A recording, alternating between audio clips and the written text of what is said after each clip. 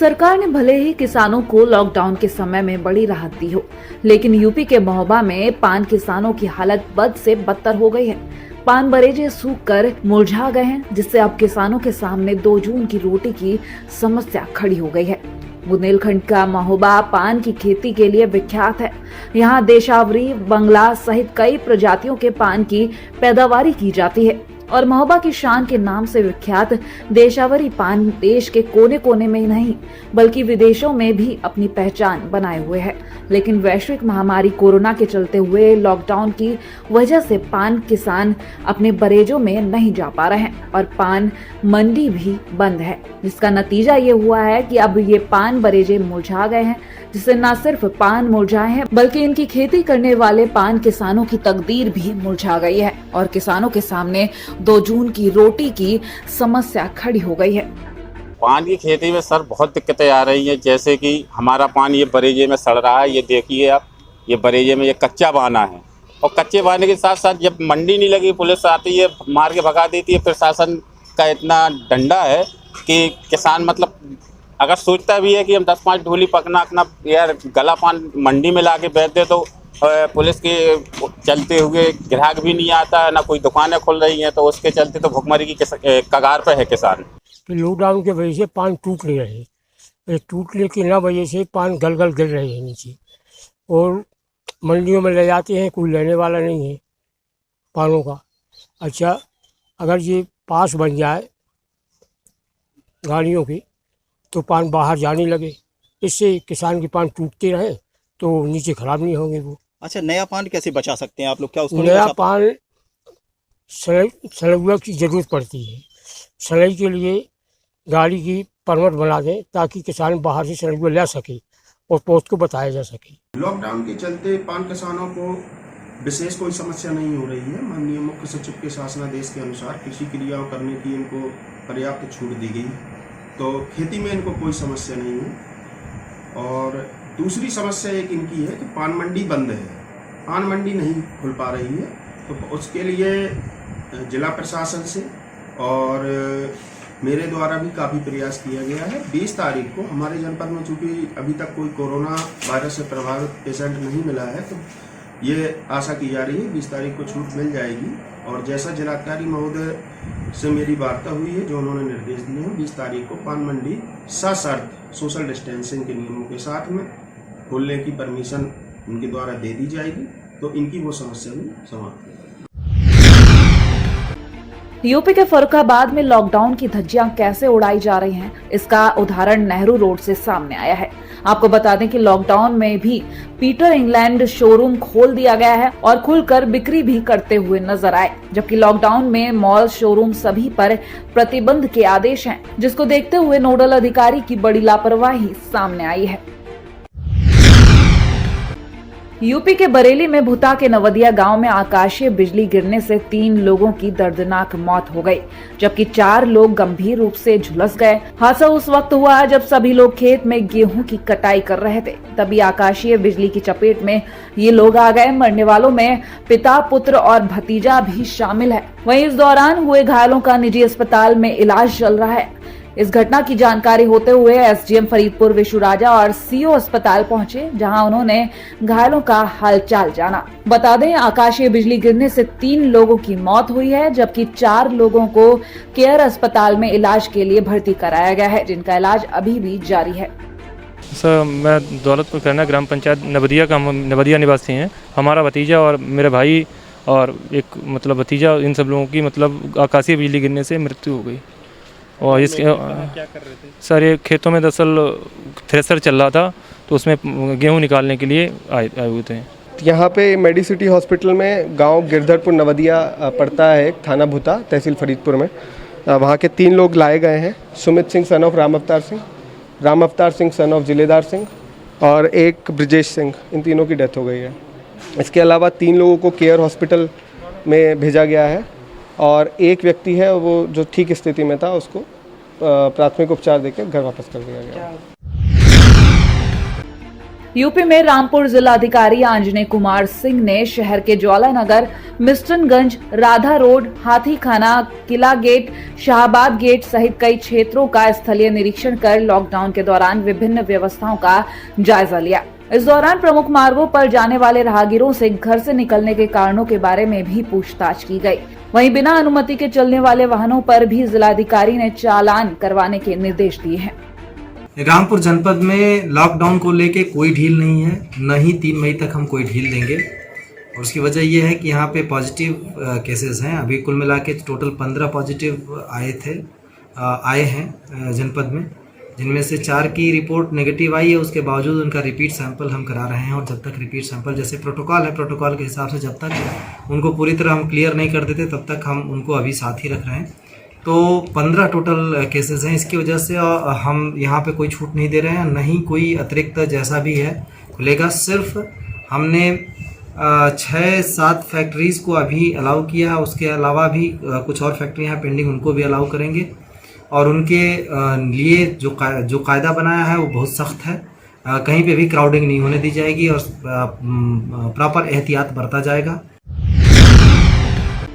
पंजाब के अमृतसर के ward number 74 में काउंसलर दविंदर पहलवान की अध्यक्षता में सफाई सेवकों को सम्मानित किया गया। इस मौके पर उन्होंने बताया कि देश के प्रधानमंत्री नरेंद्र मोदी ने सफाई अभियान शुरू किया था, जो बिल्कुल सही था, क्योंकि कोई भी बीमारी हो वो गंदगी से ज्यादा फैलती है और इसकी चपेट में बच्चे बूढ़े सभी आ जाते हैं। चूंकि इस समय पूरे देश में कोरोना वायरस जैसी भयानक बीमारी फैली हुई है, ऐसे में सफाई कर्मचारी ही हैं जिनकी जितनी ज्यादा हौसला अफजाई की जाए वो कम है। इसी के चलते वार्ड की ओर से इन सफाई कर्मचारियों को सम्मानित किया गया और इन लोगों को राशन भी दिया गया। वहीं इस दौरान काउंसलर दविंदर पहलवान ने कहा कि अपने अपने घर में ही रहें, जिसके चलते इस भयानक बीमारी से बचा जा सके। सो अज जितना ही सारे पासे वेखण डे हैं कि सफाई का ध्यान बहुत ज़्यादा रखा जा रहा वा, तो माननीय साडे प्रधानमंत्री नरेंद्र भाई मोदी जी उन्होंने भी शुरू तो यो ही ज़्यादा अभियान रहा वा भी आप सफाई के उत्ते ज़्यादा ध्यान दईए, क्योंकि अज तो करोना की मार चल रही है। इस तो पहला भी साडा यो टारगेट रहा वा भी सफाई वध तो वध होवे ताकि होर कोई भी बीमारी किसी बच्चे नूं किसी बजुर्ग नूं, क्योंकि ये बीमारियां इहो जिहियां वा जिन्हां दी इम्यूनिटी घट हुंदी आ उन्हां नूं छेती फड़दियां वा। सो सारे अगे हथ जोड़ के इहो ही बेनती आ भी आपां सफाई वालियां दा, सीवरां वालियां दा, कूड़े वालियां दा सारियां दा सहयोग दईए ताकि उन्हां दा हौसला वजे। अज सम्मानित करन दा मतलब इहो ही भी उन्हां दी हौसला अफजाई। अज असीं वार्ड नंबर 74 सरदार दविंदर पहलवान जी काउंसलर साहब जिन्हां दी रहनमाई हेठ अज जो कारपोरेशन दे सफाई कर्मचारी, सीवरेज मैन और जेड़े सैनिटाइज जो कर रहे हैं इत्थे या कूड़ा चुकन वाले जिन्हें भी इत्थे कारपोरेशन के मुलाजम इत्थे अपनी वार्ड नंबर 74 सेवा निभा रहे हैं, उन्होंने अज साडे काउंसलर साहब वालों सन्मानित किया गया। बहुत ही खुशी वाली गल आ कि इस समय जो करोना का जंग जिहड़ा चल रहा करोना दे नाल, करोना नूं भजाउण दे लई सफाई कर्मचारियों का सब तो वध योगदान आ। पंजाब के मुख्यमंत्री अमरिंदर सिंह द्वारा कोरोना वायरस को फैलने से रोकने के लिए पंजाब में कर्फ्यू घोषित किया गया। पहले ये कर्फ्यू 14 अप्रैल तक था, जिसे कैप्टन अमरिंदर सिंह की ओर से 3 मई तक बढ़ा दिया गया। उनके आदेशों का पालन करते हुए अमृतसर पुलिस कमिश्नर सुखचैन सिंह गिल के दिशा निर्देश में एसीपी नरेंद्र सिंह और थाना इस्लामाबाद के प्रभारी अनिल कुमार सहित पूरी टीम की ओर से खालसा कॉलेज और सुरता सिंह रोड के अलग अलग इलाकों में भारी पुलिस फोर्स के साथ फ्लैग मार्च निकाला गया और इस मौके पर पुलिस की ओर से सफाई सेवकों को भी सम्मानित किया गया। अज देखा गया जी पुलिस प्रशासन वालों एक फ्लाइंग मार्च कढ़िया गया कोरोना के संबंध में। तो इत्थे जो इत्थों शुरू होया इस्लामाबाद तो शुरू करके इन्होंने अपना कबीर पार्क एरिया सारा कवर करके इन्होंने तो फ्लाइंग मार्च कढ़िया। बहुत वधिया लगा इन्हों का जो इस टाइम जो पुलिस प्रशासन जिन्नी सेवा कर रहा है अपने पंजाब के सारे बंदे सेवा कर रहा है कि बहुत वधिया काम कर रहे हैं, बहुत उपराला वधिया कर रहे हैं। इस संबंध में मेरी लोगों को बेनती है कि कोरोना वायरस को खात्मे वास्ते ਆਪਾਂ ਜਿਹੜੇ ਸਾਰੇ ਜਣੇ ਇਕੱਠੇ ਹੋ ਕੇ ਅਪੀਲ ਕਰ ਰਹੇ ਹਾਂ, ਰਿਕੁਐਸਟ ਕਰ ਰਹੇ ਹਾਂ ਸਰਕਾਰ ਵੱਲੋਂ, ਪ੍ਰਸ਼ਾਸਨ ਵੱਲੋਂ ਵੀ ਇਹ ਕਰੋਨਾ ਵਾਇਰਸ ਨੂੰ ਖਤਮ ਕਰਨ ਵਾਸਤੇ ਘਰਾਂ 'ਚ ਬੰਦ ਰਹਿਣ ਸਾਰੇ ਜਣੇ, ਆਪਣੇ ਫੇਸ ਤੇ ਕਵਰ ਕਰਕੇ ਰੱਖਣ, ਸੋਸ਼ਲ ਡਿਸਟੈਂਸਿੰਗ ਜਿਹੜੀ ਬਣਾਏ ਰੱਖਣ। ਅਸੀਂ ਜਿਹੜਾ ਫਲੈਗ ਮਾਰਚ ਕਰ ਰਹੇ ਹਾਂ ਨਾ ਜੀ, ਇਹ ਲੋਕਾਂ ਦੀ ਤੰਦਰੁਸਤੀ ਵਾਸਤੇ, ਲੋਕਾਂ ਨੂੰ ਉਤਸ਼ਾਹਿਤ ਕਰਨ ਵਾਸਤੇ, ਲੋਕਾਂ ਨੂੰ ਅਵੇਅਰ ਕਰਨ ਵਾਸਤੇ ਕਰ ਰਹੇ ਹਾਂ ਕਿ ਪਲੀਜ਼ ਘਰਾਂ 'ਚੋਂ ਬਾਹਰ ਨਾ ਆਓ। पंजाब के पूर्व कैबिनेट मिनिस्टर नवजोत सिंह सिद्धू एक बार फिर मास्क और राशन बांटने लोगों के बीच पहुंचे, लेकिन इस बार नवजोत सिंह सिद्धू विवादों से दूर नजर आए और मास्क पहने हुए भी नजर आए। हालांकि दबुलजी पहुंचने के बाद सिद्धू थोड़ी देर ही रुके और फिर चलते बने। आपको बता दें कि नवजोत सिंह सिद्धू पिछले कई दिनों से मास्क और राशन बांटने के लिए निकल रहे थे, लेकिन बिना मास्क पहने, और कई राजनीतिक पार्टियां मास्क न पहनने पर नवजोत सिंह सिद्धू पर मामला दर्ज करने की बात भी कर रही थी। और इस बार तो नवजोत सिंह सिद्धू ने सारे विवादों को विराम लगाते हुए मास्क पहन ही लिया। इस मौके पर पार्षद का कहना है कि नवजोत सिंह सिद्धू राशन और मास्क देकर गए हैं जो वो आम लोगों में बांटेंगे। वार्ड नंबर 32 रजेश मैदान अज असीं दबुलजी दे विच सिद्धू साहब दे ते मैडम नवजोत कौर दी दिशा के अनुसार, निर्देशा अनुसार असीं इत्थे राशन वंड रहे हैं, जिहड़ा कि दबुलजी और सुरजीत कलोनी च राशन 180 परिवारों को दिता जा रहा है। सिद्धू साहब ने दिन रात ला के हर बंदे का ख्याल रख के अपनी कॉन्स्टिट्यूएंसी का, ईवन सारिया कॉन्स्टिट्यूएंसी का ख्याल रख के सारिਆਂ ਨੂੰ राशन दिता है और मैं उन्होंने बहुत बहुत धन्यवाद। पंजाब के अमृतसर में जत्थेदार अकाल तख्त ज्ञानी हरप्रीत सिंह ने मंजी साहिब गुरुद्वारे में माथा टेका। इस मौके पर उन्होंने कहा कि सारी दुनिया में पैर पसार चुके कोरोना वायरस को हराने के लिए लॉकडाउन ही सिर्फ एक हल नहीं है।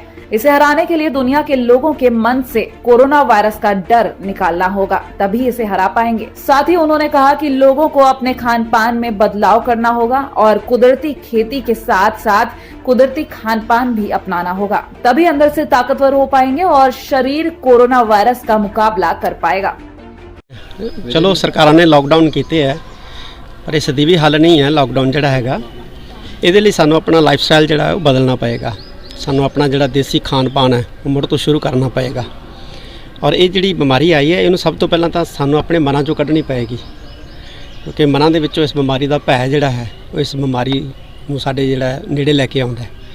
मनां चों भै नूं कढीए ते अपना जिहड़ा देसी खान पान है इहनूं असीं जिहड़ा है मुड़ सुरजीत करिए ते सानू जिहड़ी है रोग मुक्त खेती वाले पासे भी जिहड़ा है वो परतना पऊगा।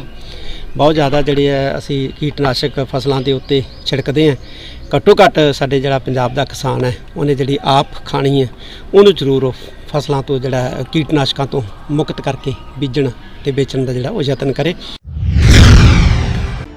हरियाणा के फरीदाबाद में श्री अद्भुत सेवा धाम ट्रस्ट और श्री कैलाश धाम सेवा ट्रस्ट के कार्यकर्ता भूखा रहे ना कोई के लक्ष्य पर चलते हुए लोगों को भोजन उपलब्ध करा रहे हैं। श्री अद्भुत धाम के एक सेवादार ने बताया कि लॉकडाउन से पहले ही उनका लक्ष्य था कि भूखा रहे ना कोई। इसी लक्ष्य पर चलते हुए जरूरतमंदों को वो खाना खिलाते हुए आ रहे हैं, लेकिन अब लॉकडाउन लगने के बाद से लोगों की संख्या ज्यादा बढ़ गई है, फिर भी वो हर संभव कोशिश कर रहे हैं कि लोगों तक भोजन पहुंचा पाएं। मैं श्री अद्भुत धाम ट्रस्ट से हूँ, सेक्टर 16 फरीदाबाद से। और जन सुविधा के देखते हुए जो लॉकडाउन चल रहा है, वैसे तो पिछले निरंतर 3.5 साल से हम लोग एक लक्ष्य लेके चल रहे हैं, भूखो रहे ना कोई, परंतु लॉकडाउन के पीरियड में ये संख्या ज़्यादा बढ़ गई है। पहले हम लोग 90 से 100 आदमियों को खिलाते थे, अब वही 220-240 जो है व्यक्ति हो जाते हैं डेली के, जिनको भोजन प्राप्त होता है।